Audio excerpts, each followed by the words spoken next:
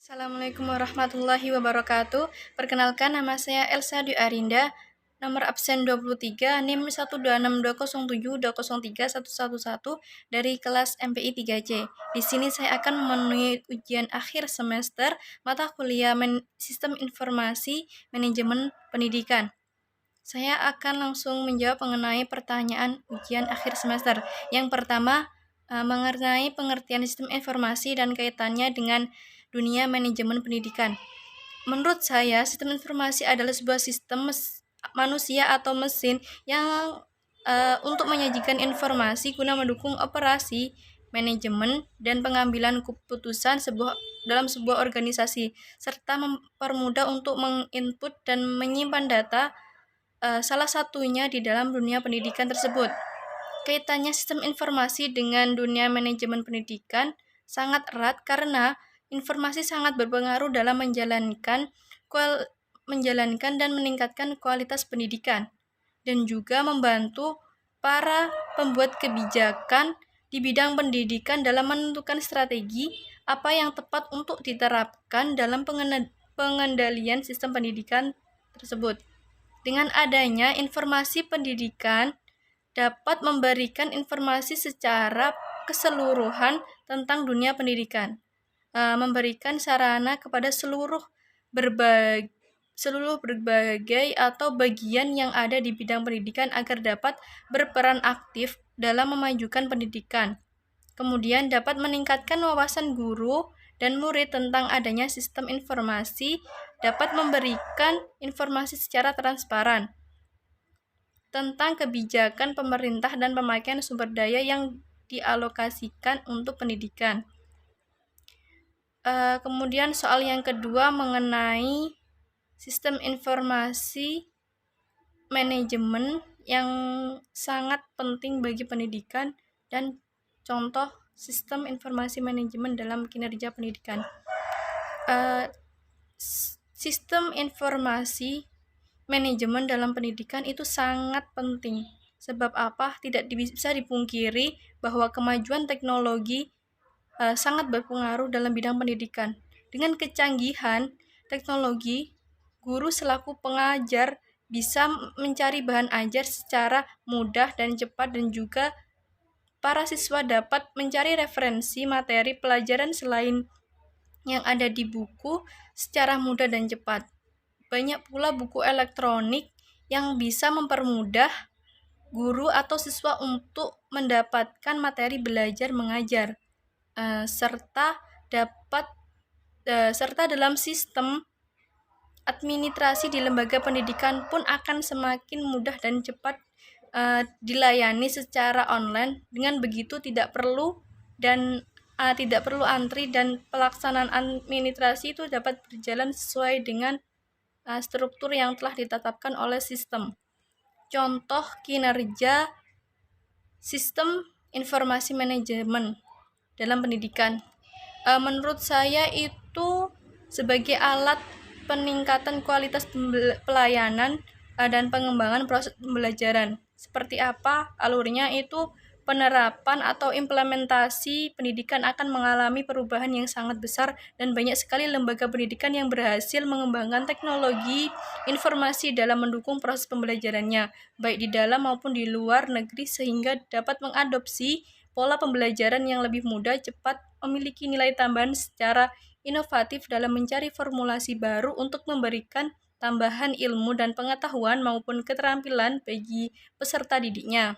Selain itu, ada beberapa kekurangan dari adanya kemajuan teknologi ini, yaitu banyaknya plagiat yang melakukan pelanggaran hak cipta terhadap karya-karya orang lain. Kemudian para peserta didik menjadi malas belajar karena terlalu sibuk dengan gadget atau elektronik lainnya.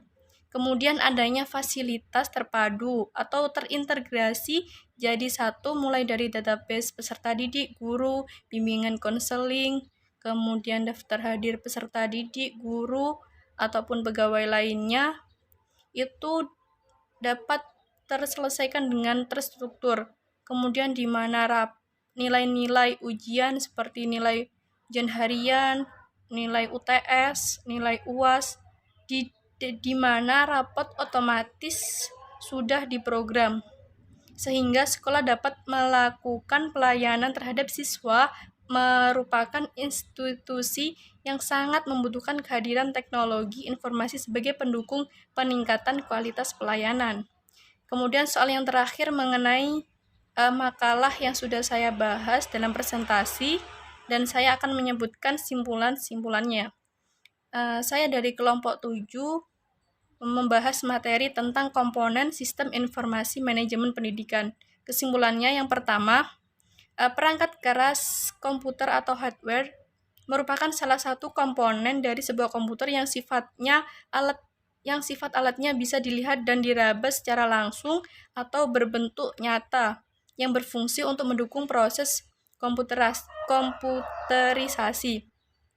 Yang kedua, hardware memiliki beberapa komponen yang terbagi berdasarkan fungsinya, meliputi input device atau unit masukan, proses device atau unit pemrosesan, output device atau unit keluaran, backing stronger atau unit penyimpanan, dan peripheral atau unit tambahan. Yang ketiga, fungsi komponen hardware, yaitu yang A.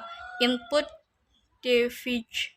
Unit ini berfungsi sebagai media untuk memasukkan data dari luar ke dalam suatu memori atau proses untuk diolah guna menghasilkan informasi yang diperlukan. Kemudian proses unit pemrosesan. Unit ini berfungsi sebagai tempat pemrosesan instruksi-instruksi.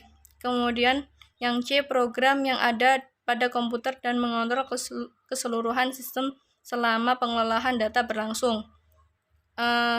Unit keluar atau unit ini berfungsi sebagai alat menampilkan hasil pengelolaan data yang dilakukan di PCP. Yang keempat mengenai software atau perangkat lunak. Sistem program yang sudah diatur dan juga disusun sedemikian rupa yang ditunjukkan untuk memberikan perintah ke dalam komputer atau hardware dalam rangka menyelesaikan sebuah tugas pekerjaan dan juga tuntutan tertentu yang membantu menghubungkan atau menjembatani user sebagai firmware dengan komputer sebagai hardware-nya. Yang kelima, pengelompokan software, sistem informasi, operating system server, operating system client, operating system mobile.